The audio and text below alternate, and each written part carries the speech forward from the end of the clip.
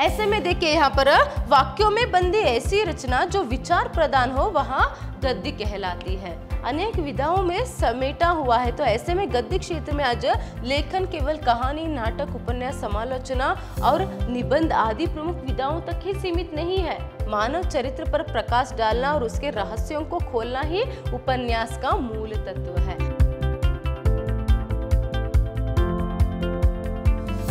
नमस्कार, मैं हूँ हर्षिता, हिंदी लेक्चरर, विद्याश्रम कॉलेज, मैसूर। आज हम मैसूर यूनिवर्सिटी के फर्स्ट सेमेस्टर बीकॉम की हिंदी पाठ्यक्रम से जो पहला यूनिट है, मतलब हिंदी गद्य विधाओं का जो परिचय है उसे देखेंगे। स्व के विचारों का अभिव्यंजन जो है यहाँ पर प्रत्येक व्यक्ति की आकांक्षा जो है वह रहा है।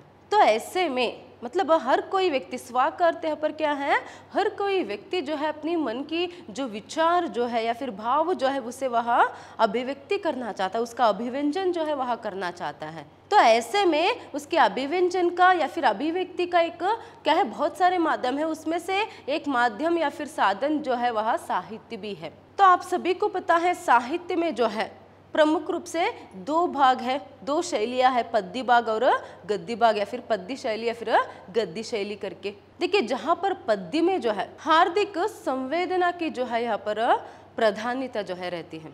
हार्दिक संवेदना की प्राधान्यता मतलब पद्य में लोग क्या करते हैं, कविता लिखने वाले कवि अपने मन की भावनाओं को जो है ऐसे कलात्मक ढंग से जो है वह प्रस्तुत करते हैं। कवि क्या करता है कविता में या फिर पद्य शैली में क्या होता है, यहाँ पर अपनी मन की भावनाओं को वह क्या है लय, तुकबंदी और उसके साथ साथ ताल के साथ साथ जो है यहाँ पर कलात्मक रूप से प्रस्तुत करते हैं। वही गद्य में यहाँ पर गद्य जो है वह तर्कबद्ध रहता है, विचारपूर्ण रहता है। तो ऐसे में पद्य अगर भाव प्रधानता जो है यहाँ पर पद्य में रहती है, तो वही यहाँ पर गद्य में विचार प्रधानता जो है वह रहती है। मतलब क्या है, यहाँ पर गद्य में जो है तर्क और उसके साथ साथ वर्णन और कथा की ओर झुकाव जो है वहाँ ज्यादा रहती है। देखिए गद्य वहाँ होते हैं जिनके बारे में हम ज्यादा सोचते हैं, वही पद्य जो है वहाँ होता है, फिर कविता जो है वहाँ होती है जिनकी जो है हम तीव्रता से अनुभव करते हैं। इसीलिए मैंने कहा पहले कि जो पद्य है वह भावपूर्ण रहता है, कि उसको हम अनुभव करते हैं, उसे फील कर सकते हैं। वही गद्य जो है विचारपूर्ण रहता है। क्यों ऐसे कहा, क्योंकि उसमें तर्क रहता है, कथा की ओर झुकाव रहती है और उसके साथ साथ वर्णन और उसके साथ साथ यहाँ पर क्या है वैचारिकता को ज्यादातर महत्व जो है दिया जाता है। तो चलिए इस बार जो है आप लोगों के लिए यहाँ पर गद्य के बारे में यूनिट 1 में जो है गद्य के विधाओं के बारे में जानकारी जो है यहाँ पर दिया गया है, ताकि आप संक्षिप्त रूप से जान सके कि गद्य मतलब क्या है और उसके कितने विधाएं हैं करके। देखिए यहाँ पर आधुनिक हिंदी गद्य का श्री गणेश भारतेंदु युग से हुआ। मतलब आधुनिक हिंदी गद्य का जो श्री गणेश है, गद्य का नहीं बल्कि आधुनिक हिंदी गद्य का जो श्री गणेश होने का अर्थ यहाँ पर क्या है, प्रारंभ होना। वह कब से हुआ, भारतेंदु युग से हुआ। तो ऐसे में देखिए उसके विकास यात्रा का प्रथम चरण द्विवेदी युग में पूरा हुआ तथा इसके उपरांत गद्य की विभिन्न विधाएं उत्तरोत्तर विकास और उत्कर्ष की ओर उन्मुख रही। छायावादोत्तर युग हिंदी गद्य की सर्वांगीण उन्नति का युग है। तो ऐसे में भारतेंदु युग से आपको पता है हिंदी साहित्य में समग्र रूप से कितने काल है, 4 काल है, मतलब 4 रूप से उसका विभाजन जो है किया गया है, आदिकाल, भक्तिकाल, रीतिकाल और आधुनिक काल। तो ऐसे में आधुनिक काल में जो भारतेंदु युग जो है उसमें जो है आधुनिक गद्य हिंदी गद्य साहित्य का प्रारंभ होता है। तो ऐसे में जो द्विवेदी युग जो है उसमें क्या है, पहला चरण पूरा होता है, फिर उसके बाद विभिन्न विधाएं जो है ऐसे ही उत्तर उत्तर करके जो है प्रारंभ जो है यहाँ पर होते जाते हैं। मतलब एक एक करके नई नई विधा जो है वह हिंदी आधुनिक गद्य साहित्य में जो है वहाँ जुड़ते जाते हैं। ऐसे में छायावादोत्तर युग जो है, छायावादोत्तर युग जो है वह हिंदी गद्य की सर्वांगीण प्रगति का युग जो है यहाँ पर हम कह सकते हैं। तो ऐसे में देखिए गद्य किसे कहते हैं। अभी मैंने कुछ समय पहले आपको बताया कि गद्य जो है वह क्या है, वह विचारपूर्ण रहता है करके। तो यहाँ पर आप देख सकते हैं एक ऐसी रचना जो छंद, ताल, लय एवं तुकबंदी से मुक्त तथा विचारपूर्ण हो, उसे हम गद्य कहते हैं। देखिए यहाँ पर जो छंद से ताल से जो है पर मुक्त रहे, देखिए छंद ताल और लय एवं तुकबंदी से मुक्त रहे, क्योंकि अगर ये सभी गुण रहेंगे तो वहाँ काव्य जो है कहलाएगा या फिर पद्य साहित्य जो है कहलाएगा। तो ऐसे में जो साहित्य छंद ताल लय एवं तुकबंदी से मुक्त तथा विचारपूर्ण हो, देखिए इसीलिए मैंने पहले बताया था कि प्रमुख लक्षण ही क्या है यहाँ पर गद्य का, विचारपूर्णता। तो जो विचारपूर्ण रहता है ना उसे हम यहाँ पर गद्य कहते हैं। ऐसे में देखिए यहाँ पर वाक्यों में बंदी ऐसी रचना जो विचार प्रदान हो वह गद्य कहलाती है। तो वाक्यों में बंदी रहती है, तो वाक्यों में बंधी हुई एक ऐसी रचना जो विचार प्रदान होता है ना उसे हम गद्य कहलाते हैं, या फिर उसे हम जो है गद्य जो है यहाँ पर कहते हैं। तो इन दोनों परिभाषाओं से हमें यहाँ पर क्या पता चलता है, जो विचार प्रदान रहे वह क्या है, गद्य है, वह वाक्यों में जो है बंदी रहती है। इसीलिए मैंने कुछ समय पहले आपसे कहा था कि जिसके बारे में हम ज्यादा सोचते हैं ना वह जो है गद्य है। मतलब गद्य में उसी के बारे में लिखा जाता है जिसके बारे में हम ज्यादा चर्चा करते हैं, तर्क करते हैं, विमर्शा करते हैं, या फिर क्या है जिसकी कथा या फिर कथा का या फिर किसी घटना का वर्णन जो हम करते हैं उसे जो है यहाँ पर हम गद्य कह सकते हैं। तो अभी आपने ये तो जान लिया कि गद्य क्या है। चलिए अभी गद्य की विधाओं के बारे में जानकारी जो है अभी हम प्राप्त करेंगे संक्षिप्त रूप में। देखिए यहाँ पर हिंदी गद्य की विधाएं, हिंदी गद्य की विकास यात्रा अनेक विधाओं में समेटा हुआ है। देखिए एक ही साथ सब कुछ यहाँ पर प्रारंभ नहीं हुआ, तो हिंदी गद्य की जो विकास यात्रा उसमें बहुत सारी विधाएं हैं, वह जो है अनेक विधाओं में समेटा हुआ है। तो ऐसे में गद्य क्षेत्र में आज लेखन केवल कहानी, नाटक, उपन्यास, समालोचना और निबंध आदि प्रमुख विधाओं तक ही सीमित नहीं है। देखिए यहाँ पर अभी मैं आपसे पूछूंगी तो गद्य क्या है, फिर गद्य के लिए उदाहरण दो करके आप बोलेंगे कि हाँ मैम कहानी है, नाटक है, उपन्यास है ना। तो ऐसे में देखिए कहानी, नाटक, उपन्यास, समालोचना या फिर निबंध, सिर्फ इतने तक ही गद्य जो है वह समेट कर या फिर सीमित जो है वह नहीं है। ऐसे में देखिए यहाँ पर इनके साथ साथ जीवनी, रेखाचित्र, संस्मरण, आत्मकथा तथा रिपोर्टाज जैसे अन्य आदि विधाएं भी अभी अस्तित्व में आ गई है। देखिए यहाँ पर कौन कौन से हैं, जीवनी, रेखाचित्र, संस्मरण, आत्मकथा और उसके साथ साथ रिपोर्टाज जैसे आदि और भी कुछ गद्य विधाएं जो है क्या है यहाँ पर धीरे धीरे अस्तित्व में आ गई है। तो ऐसे में हिंदी गद्य क्षेत्र जो है वह बहुत ही विस्तृत जो है वह हो गई है। चलिए उनके बारे में जानेंगे। देखिए यहाँ पर गद्य के प्रमुख रूप से दो विधाएं हैं। गद्य के प्रमुख रूप से दो विधाएं, एक प्रमुख विधा, दूसरा गौण या प्रकीर्ण विधाएं। पहला क्या है पर प्रमुख विधाएं है, दूसरा गौण या फिर प्रकीर्ण विधा। यहाँ पर देखिए प्रमुख विधाओं के अंतर्गत प्रथम विधा अपेक्षाकृत अधिक व्यापक एवं शास्त्रीय है। ये जो प्रथम विधा है गद्य की, गद्य में फिर से दो विभाजन यहाँ पर प्रमुख रूप से किया गया है। उसमें आप देख सकते पहला जो प्रमुख यहाँ पर विधाएं है वह बहुत ही विस्तृत और उसके साथ साथ शास्त्रीय है। देखिए यहाँ पर इसके अंतर्गत नाटक, एकांकी, उपन्यास, कहानी, निबंध और आलोचना को रखा जाता है। कौन कौन से, नाटक, एकांकी, उपन्यास, कहानी, निबंध और आलोचना को हिंदी के प्रमुख गद्य विधाएं जो है यहाँ पर मानी जाती है। कौन कौन सी है हिंदी की प्रमुख गद्य विधाएं, नाटक, एकांकी, उपन्यास, कहानी, आलोचना और निबंध। वही देखिए यहाँ पर गौण या प्रकीर्ण विधाएं। तो ऐसे में प्रकीर्ण का अर्थ है फैला हुआ या विस्तृत। तो क्या है प्रकीर्ण का अर्थ, देखिए प्रकीर्ण का अर्थ है फैला हुआ या विस्तृत। इसके अंतर्गत जीवनी, आत्मकथा, यात्रा वृत्तांत, गद्य काव्य, संस्मरण, रेखाचित्र, रिपोर्टाज, डायरी, भेंट वार्ता, पत्र साहित्य आदि का उल्लेख जो है किया गया है।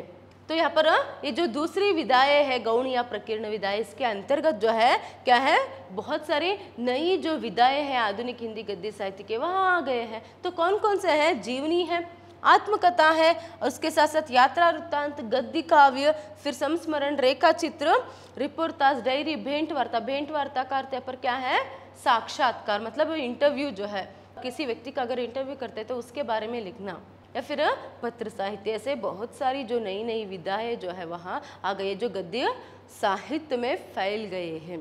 तो इसीलिए यहाँ पर गौण या प्रकीर्ण विधाएं करके यहाँ पर इसके अंतर्गत रखा जाता है। तो आगे देखिए यहाँ पर प्रमुख विधाओं के अंतर्गत पहला जो है यहाँ पर नाटक है। हम किसे नाटक कहते हैं या फिर नाटक क्या है? देखिए, नाटक वस्तुतः रूपक का एक भेद है। नाटक जो है वस्तुतः वह रूपक का ही एक भेद है, इसे दृश्य काव्य कहा जाता है। क्या कहा जाता है? नाटक को दृश्य काव्य जो है कहा जाता है। नाटक गद्य का वह कथात्मक रूप है जिसे अभिनय, संगीत, नृत्य, संवाद आदि के माध्यम से रंगमंच पर प्रस्तुत किया जाता है। इसे यहाँ पर आपको देखना है, मतलब याद रखना है कि क्या है? अभिनय, संगीत, नृत्य और उसके साथ साथ यहाँ पर संवाद के जरिए जो है रंगमंच पर उसे जो है यहाँ पर प्रस्तुत किया जाता है। यहाँ नाटक है। ऐसे में भारतेंदु हरिश्चंद्र, बालकृष्ण भट्ट, जयशंकर प्रसाद, राम कुमार वर्मा, मोहन राकेश आदि हिंदी के प्रमुख नाटककार है। वही देखिए नेक्स्ट, एकांकी। एक अंक वाले नाटकों को एकांकी कहते हैं। मतलब एकांकी भी क्या है? वह भी नाटक ही है। मतलब एक अंक वाले नाटक को हम क्या कहते हैं? एकांकी कहते हैं। तो ऐसे में यह प्रायः एक ही घटना या जीवन की एक ही संवेदना पर आधारित होती है। एकांकी जो है एक ही घटना पर या फिर जीवन के एक ही विचार पर जो है वह आधारित जो है रहती है। बालकृष्ण भट्ट, जयशंकर प्रसाद, राम कुमार वर्मा, देवकीनंदन खत्री जो है आदि जो है पर प्रमुख एकांकीकार है। तो नेक्स्ट देखिए यहाँ पर उपन्यास। उपन्यास मनुष्य की वास्तविक जीवन की काल्पनिक कथा है। देखिए, उपन्यास मतलब क्या है? यहाँ पर मनुष्य के वास्तविक जीवन की, असल में मनुष्य का जीवन क्या है उसकी काल्पनिक कथा जो है यहाँ पर उपन्यास है। ऐसे में मानव चरित्र पर प्रकाश डालना और उसके रहस्यों को खोलना ही उपन्यास का मूल तत्व है। क्या है उपन्यास का मूल तत्व? मानव चरित्र पर प्रकाश डालना और उसके साथ साथ उसके रहस्यों को खोलना ही जो है पर उपन्यास का मूल तत्व है। तो ऐसे में देवकीनंदन खत्री, प्रेमचंद आदि प्रमुख उपन्यासकार है ना। आप सबको पता है मुंशी प्रेमचंद जी जो है उन्हें उपन्यास सम्राट कहा जाता है। उनके उपन्यास जो है विश्व प्रसिद्धि जो पाई है, इसीलिए उन्हें उपन्यास सम्राट यहाँ पर कहा जाता है। नेक्स्ट देखिए यहाँ पर कहानी है ना। कहानी सबको पसंद है। गद्य साहित्य में कहानी एक ऐसी विधा है जो है बच्चों से लेकर सबको जो है पसंद आती है। देखिए यहाँ पर आधुनिक शिल्प से युक्त कहानी का आरंभ सरस्वती के प्रकाशन के साथ हुआ। तो ऐसे में यहाँ पर आधुनिक शिल्प से युक्त, देखिए कहानी का जो अस्तित्व है पहले से भी था, मगर आधुनिक शिल्प से युक्त जो कहानी है उसका आरंभ सरस्वती के प्रकाशन के साथ हुआ। आधुनिक कहानी मानवीय संवेदना और यथार्थ से संबंधित होती है। ये क्या है? मानवीय संवेदना और उसके साथ साथ यथार्थ मतलब सच्चाई, असल में जो विषय है तो उससे परिपूर्ण जो है कहानी हो रहती है। मतलब उसमें यथार्थता क्या है? एक प्रमुख गुण है। उसके साथ साथ मानवीय संवेदना जो है उसमें रहते हैं। मतलब यह जीवन के किसी विशेष पक्ष का मार्मिक, भावनात्मक और कलात्मक वर्णन करती है। देखिए यहाँ पर किसी विशेष पक्ष का मार्मिक, भावनात्मक, कलात्मक वर्णन जो है यहाँ पर कहानी करती है। तो देखिए जिसमें लेखक किसी घटना, पात्र अथवा समस्या का क्रमबद्ध ब्यौरा देता है। कहानी में क्या करता है लेखक? किसी घटना का या फिर किसी पात्र का या फिर क्या है किसी समस्या का क्रमबद्ध ब्यौरा जो है यहाँ पर कहानी में वह देता है, जिसे पढ़कर एक समन्वित प्रभाव उत्पन्न होता है, उसे कहानी कहते हैं। तो ऐसे में किसी व्यक्ति के बारे में, पात्र मतलब किसी व्यक्ति के बारे में या फिर किसी समस्या के बारे में या फिर किसी एक घटना के बारे में एक क्रमबद्ध ब्यौरा देते हैं। उसे पढ़कर जो है एक समन्वित भाव जो है उत्पन्न होता है, तो वह सभी जो है कहानी है। नेक्स्ट देखिए यहाँ पर आलोचना। प्रमुख विधाओं में ही आलोचना है। तो ऐसे में आलोचना का शाब्दिक अभिप्राय है किसी वस्तु या कृति को समग्र रूप से देखना। आलोचना का अगर शाब्दिक रूप जो अर्थ है रूप का अगर हम उसे देखेंगे तो क्या है पर किसी वस्तु का या कृति का जो है समग्र रूप से जो है उसे देखना। मतलब किसी वस्तु या कृति को समग्र रूप से देखना जो है वह आलोचना जो है कहलाता है। यह किसी विषय के लक्ष्य को ध्यान में रखते हुए उसके गुण, दोषों एवं उपयुक्तता का विवेचन करने वाली साहित्यिक विधा है। देखिए यहाँ पर क्या होता है, किसी विषय को लक्ष्य के रूप में रखते हुए जो है यहाँ पर उसके गुण दोष एवं उसकी उपयुक्तता का एक विवेचन जो करते हैं, यहाँ एक ऐसी साहित्यिक विधा है आलोचना। तो देखिए यहाँ पर ऐसे में आलोचक पाठक और रचनाकार के बीच का सेतु होता है। तो ऐसे में आलोचक जो है रचनाकार और पाठक के बीच का सेतु जो है होता है। नेक्स्ट देखिए यहाँ पर निबंध, किसी विषय की तार्किक और बौद्धिक विवेचना करने वाले लेखों को निबंध कहते हैं।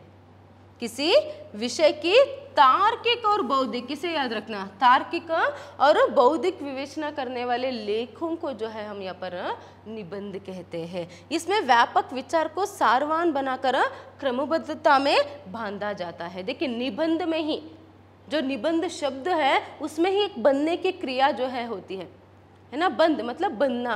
तो ऐसे में देखिए व्यापक विचार को जो है सारवान बनाकर क्रमबद्धता में जो है इसे बांधा जाता है। तो इसे जो है हम यहाँ पर निबंध कहते हैं। ये सभी प्रमुख विधाओं के अंतर्गत आ गए। अभी नेक्स्ट देखिए यहाँ पर जीवनी, यहाँ से जो है हम देख सकते हैं ये सभी जो है क्या है, दूसरी जो विधाएं है उसमें है। तो देखिए जीवनी मतलब क्या है, यहाँ पर किसी महान व्यक्ति के जीवन का लिखित वृत्तांत को जीवनी कहते हैं। किसी महान व्यक्ति, चाहे वह साहित्यकार हो सकता है या फिर वह कोई महान सामाजिक व्यक्ति जो है वह हो सकता है या फिर कोई क्रीड़ापटु वह हो सकता है। तो ऐसे महान व्यक्तियों के बारे में क्या है, उनके जीवन के बारे में जो लिखा जाता है ना उसे हम यहाँ पर जीवनी कहते हैं। यह व्यक्ति के जीवन का इतिहास होता है। देखिए जीवनी मतलब क्या है, वह उस व्यक्ति के जीवन का इतिहास है, उस व्यक्ति की हिस्ट्री है, लाइफ हिस्ट्री है वह।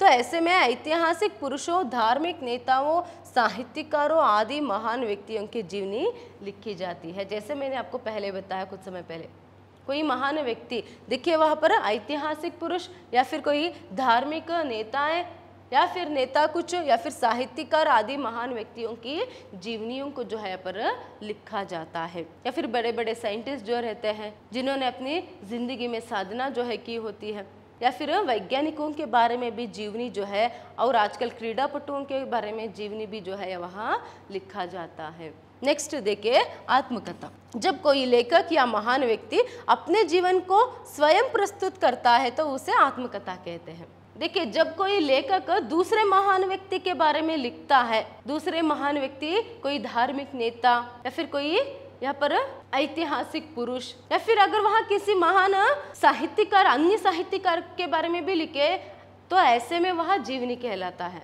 वही देखिए, वही यहाँ पर कोई लेखक या फिर कोई महान व्यक्ति अपने जीवन के बारे में खुद अगर वह लिखते हैं तो वह जीवनी नहीं बल्कि आत्मकथा यहाँ पर कहलाता है। तो ऐसे में यह भी जो है लाइफ हिस्ट्री ही है, ऐसे हम कह सकते हैं, है ना। उनकी लाइफ हिस्ट्री यहाँ पर वह खुद लिखते हैं तो वह आत्मकथा जो है वह कहलाता है। दूसरों के लाइफ के बारे में अगर लिखेंगे, दूसरों के जीवन की जो इतिहास है या फिर जीवन वृत्तांत जो है उसे लिखेंगे तो वह जीवनी कहलाएगा। मगर दोनों विधाओं में क्या है, जीवन की जो इतिहास जो है उसे ही यहाँ पर लिखा जाता है। नेक्स्ट देखिए यहाँ पर यात्रा वृत्तांत। यात्रा वृत्तांत में रचनाकार किसी यात्रा के दौरान घटित घटनाओं का रोचक ढंग से वर्णन करता है। यात्रा वृत्तांत में देखिए यहाँ पर कोई लेखक या फिर कोई व्यक्ति जो है अगर कहीं यात्रा के लिए वह किसी अन्य जगह जो है वह गया है तो यात्रा में घटित जो घटनाएं रहती है ना उसे बहुत ही रोचक ढंग से जो है वह प्रस्तुत करता है। तो अपने ही अनुभवों को उस यात्रा में क्या है, अपने ही अनुभवों को या फिर कुछ घटना अगर घटती है तो उसे बहुत ही रोचक ढंग से प्रस्तुत करने की एक विधा ही क्या है यहाँ पर यात्रा वृत्तांत है, जो आजकल बहुत ही प्रसिद्धि भी जो है वह पा रही है। नेक्स्ट देखिए संस्मरण। स्मृति के आधार पर किसी विषय पर अथवा किसी व्यक्ति पर लिखित आलेख संस्मरण कहलाता है। देखिए संस्मरण मतलब स्मरण का अर्थ यहाँ पर क्या है, याद। स्मरण का अर्थ यहाँ पर क्या है, याद। तो ऐसे में स्मृति के आधार पर किसी विषय अथवा किसी व्यक्ति पर जो है लेख लिखना जो है यहाँ पर संस्मरण शैली जो है यहाँ पर कहलाता है। देखिए यहाँ पर महादेवी वर्मा जी की जो यहाँ पर संस्मरण जो है वह बहुत ही प्रसिद्ध है। नेक्स्ट देखिए यहाँ पर रेखा चित्र। रेखा चित्र किसी व्यक्ति, वस्तु, घटना या भाव का कम से कम शब्दों में किया जाने वाला मर्मस्पर्शी, भावपूर्ण एवं सजीव अंकन है। रेखा चित्र मतलब क्या है यहाँ पर? किसी व्यक्ति, वस्तु या घटना का जो है या फिर किसी भाव का जो है कम से कम शब्दों में किया जाने वाला मर्मस्पर्शी, भावपूर्ण और सजीव अंकन या फिर सजीव चित्रण है। देखिए इसमें यहाँ पर शब्द रूपी रेखाओं के द्वारा किसी व्यक्ति या घटना का सजीव चित्र जो है खींचा जाता है। शब्द रूपी रेखाएं द्वारा जो है यहाँ पर किसी व्यक्ति का या फिर किसी घटना का सजीव चित्र जो है खींचा जाता है, तो उसे ही हम रेखा चित्र कहते हैं। महादेवी वर्मा जी की जो रेखा चित्र है वह भी बहुत ही प्रसिद्ध है। नेक्स्ट देखिए यहाँ पर रिपोर्टाज। सामायिक घटनाओं की कलात्मक प्रस्तुति रिपोर्टाज है।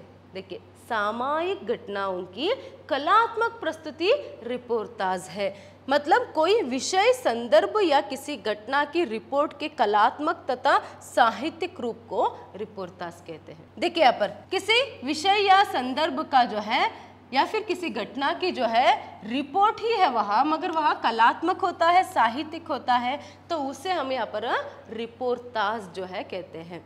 देखिए कुछ घटना घटती है तो ऐसे में उस घटना की अगर हम क्या है कलात्मक यहाँ पर प्रस्तुति अगर करें तो उससे जो है हम क्या कहते हैं यहाँ पर रिपोर्टाज कहते हैं। नेक्स्ट देखिए पत्र साहित्य। पत्रों के द्वारा किसी व्यक्ति से संबंध बनाकर किसी विषय पर जो लिपिबद्ध वार्तालाप प्रारंभ किया जाता है उसका संपूर्ण संकलित रूप पत्र साहित्य कहलाता है। आप देख सकते हैं यहाँ पर पत्रों के द्वारा जो है किसी व्यक्ति से संबंध जो है बनाकर, पत्रों के द्वारा किसी व्यक्ति से संबंध बनाकर किसी एक विषय पर या फिर किसी एक घटना पर जो है पर पत्र व्यवहार जो है करते हैं आपस में, तो उसके समग्र संकलन को हम यहाँ पर क्या कहते हैं? पत्र साहित्य जो है कहते हैं। तो अभी तक हमने जो देखा यह कुछ जो है हिंदी गद्य साहित्य की आधुनिक गद्य विधाएं हैं। तो यहाँ पर आप अब तक ये बात समझ गए होंगे कि क्या है हमारे हिंदी साहित्य में, मतलब हिंदी गद्य साहित्य में जो है बहुत सारी विधाएं जो है। तो ऐसे में उनमें से किसी भी विधा के जरिए जो है अगर कोई व्यक्ति अपनी मन की भावनाओं का या फिर विचारों का अभिव्यक्ति अगर वह करना चाहते हैं तो वह कर सकता है। बहुत ही समृद्ध है हमारे हिंदी गद्य साहित्य। धन्यवाद।